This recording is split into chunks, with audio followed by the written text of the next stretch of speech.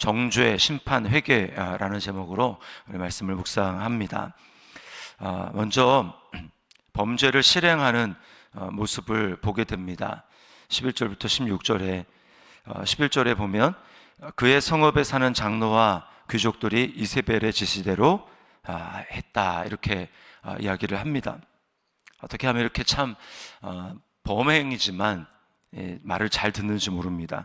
13절에 그를 성읍 밖으로 끌고 나아가서 돌로 쳐 죽이고 라고 이야기를 합니다. 이 나봇, 여기서 보면 나봇만 죽은 것 같지만 열왕기하 9장 26절 말씀에 의하면 아들들도 죽였다라는 것을 알 수 있습니다. 아들들의 피를 흘렸습니다. 자, 그리고 16절은 어떻습니까? 아합은 나봇이 죽었다함을 듣고 곧 일어나 나봇의 포도원을 차지하러 그리로 내려갔더라. 죽은 자, 지금 그 나봇만 죽은 것이 아니라 한 사람의 죽음 자체도 당연히 그렇지만 지금 아들들이 다 죽지 않았습니까? 그러나 거기에 대한 애도가 전혀 없습니다.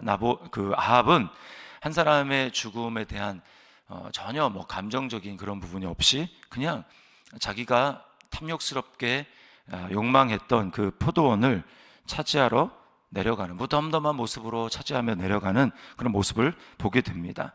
자신의 목적만 이루면 그 어떤 것도 상관없다라는 그런 모습을 보여줍니다. 왜 이렇게 행할까요? 왜 그 성읍에 사는 장로와 귀족들 뿐만 아니라 이 이세벨도 그렇고 아합도 그렇고 왜 이런 일을 행할 수 있을까요? 그것은 하나님보다 사람을 더 두려워하기 때문입니다. 악인 줄 알면서 저지르는 이유는 하나님보다 그것을 지시하는 사람을 더 두려워하기 때문에 그렇습니다. 하나님을 두려워함이 없습니다. 시편 14편 1편 말씀 1절 말씀에 보면 어리석은 자는 그 마음에 이르기를 하나님이 없다 하도다, 이렇게 이야기를 합니다. 잠언 29장 25절 말씀에 사람을 두려워하면 올무에 걸리게 되거니와 여호와를 의지하는 자는 안전하리라. 우리 지난 우상 시간에도 얘기를 했지만 우상을 다루면서 인정의 우상을 추구하면 우리는 하나님의 말씀의 명령에 복종하는 것보다 내가 인정을 추구하는 그 대상의 말에 더 귀를 기울이게 되어 있습니다. 지금 이 나봇의 성읍에 사는 사람들의 모습이 그랬습니다.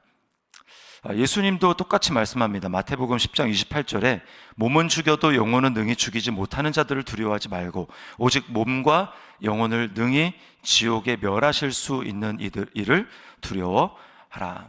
이들과 정반대로 자신의 목숨이 위협에 달려있다는 것을 알면서도 순교를 했던 수많은 믿음의 선진들은 어떻게 순교를 할 수 있었는가? 지금 당장 내 앞에서 나를 위협하는 그 사람보다 지금 배후에서 내 생명을 주관하고 계시는 하나님을 더 두려워했기 때문에 잠시 잠깐의 두려움, 그 다음에 고통, 이런 것을 내려놓고 자신의 생명을 하나님 앞에 맡길 수 있는 것입니다.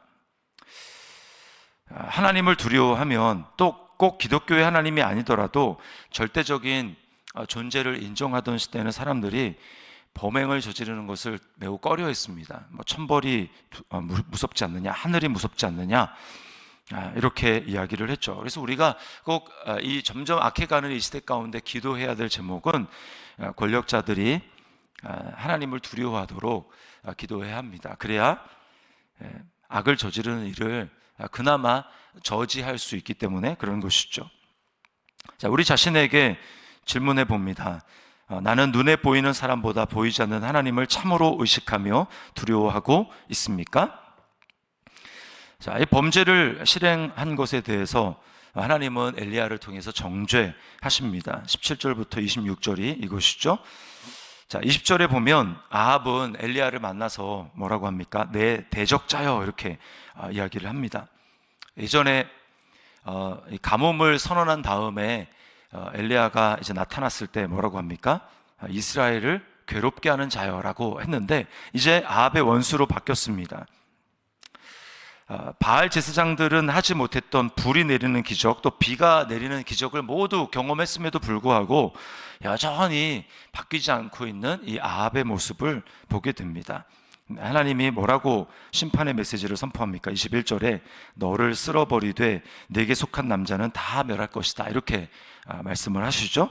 22절에 보면 이는 네가 나를 노하게 하고 이스라엘이 범죄하게 한 까닭이다, 이렇게 말씀합니다. 그리고 23절에는 이세벨, 아내 이세벨에 대해서도 하나님이 개들이 이세벨을 먹을 것이다, 이렇게 선언을 하십니다. 자, 인상적인 것은 그 20절 그 뒷부분에 보면 네가 네 자신을 팔아 여호와 보시기에 악을 행하였으므로 라는 말이 있습니다. 팔았다, 자신을 팔았다. 악을 행하고 죄를 범한 것을 두고 하나님은 뭐라고 말씀합니까? 너 자신을 판 것이다. 죄의 영혼이 팔리는 것이죠. 죄의 종이 되고 마귀의 종이 되는 것입니다. 죄의 종이 되기 때문에 죄를 미워하셔서 심판하실 때에 죄와 함께 심판하시는 것이죠. 우리가 죄를 두려워해야 되는 이유는 이 아합에서도 또 이세벨에서도 보게 되지만, 죄를 사랑하게 되면 점점 죄와 인격이 하나가 됩니다. 지옥에 가게 되는 영혼들을 가끔 보면 우리가 천국에 가면 그 모든 것들을 다 보게 될 텐데, 내 부모 형제가 예수님을 믿지 않아서 지옥에 가게 되면 그것을 바라보는 내가 너무나 고통스럽지 않겠습니까? 이렇게 가끔 이야기하는 분들이 있는데요, 그것은 마지막 심판 때 지옥에서 받게 될 하나님의 심판을 받게 되는 그런 사람들이 영혼이 어떻게 되는지를 몰라서 그렇습니다.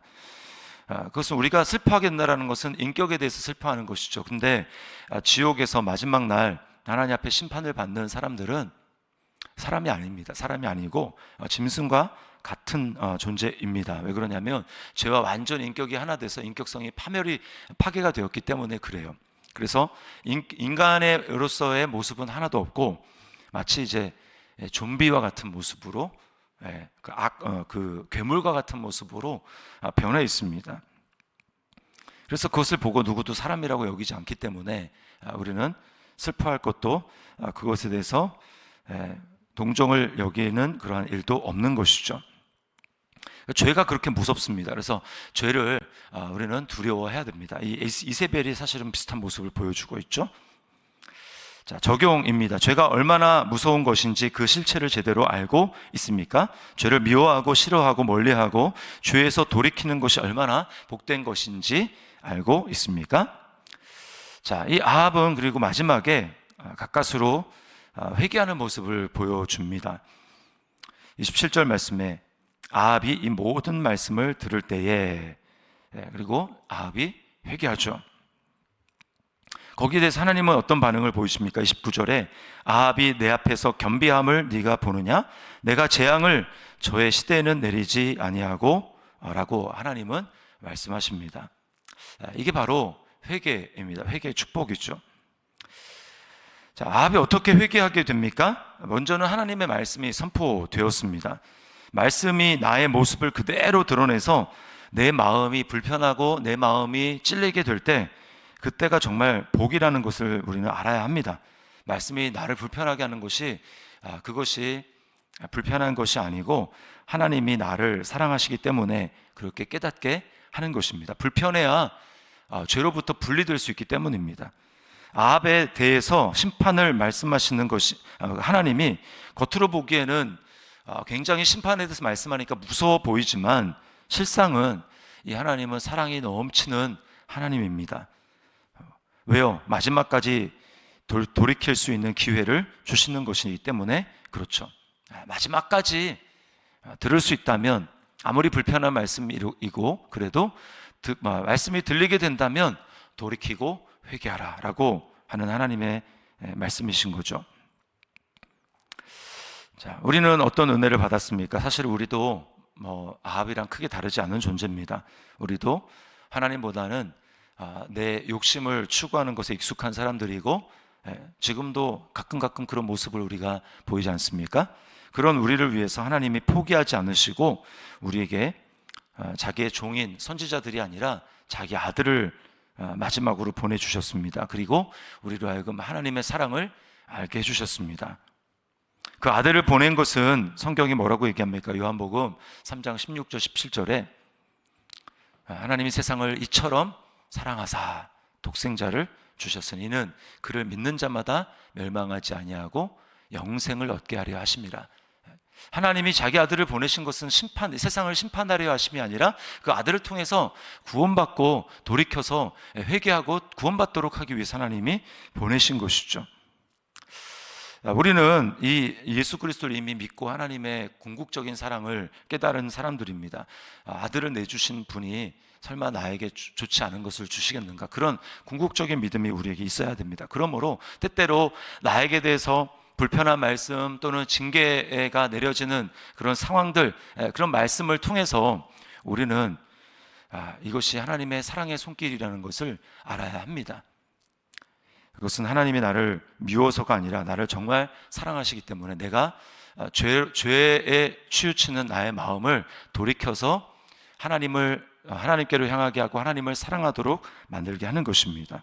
그게 진정한 복이에요. 그래서 회개는 진짜 축복입니다. 회개, 돌이키는 것, 자주자주 돌이킬수록 진짜 축복입니다. 자, 적용입니다. 딱딱하고 징계에 관한 말씀이라도 그 속에서 하나님의 사랑의 음성을 듣고 있습니까? 죄와 하나가 되어 인격이 말살되는 것에서 회개하고 돌이켜 예수님을 닮아가는 회개가 진짜 축복임을 알고 기쁘게 돌이키고 있습니까? 오늘 정죄하시며 심판하시고 또 회개하는 이 모습들을 통해서 우리가 날마다 이 하나님의 사랑의 음성을 듣고 죄로부터 돌이키고 예수님을 따라가고 예수님을 닮아가는 우리 저와 여러분의 삶이 될 수 있기를 주님의 이름으로 축원합니다.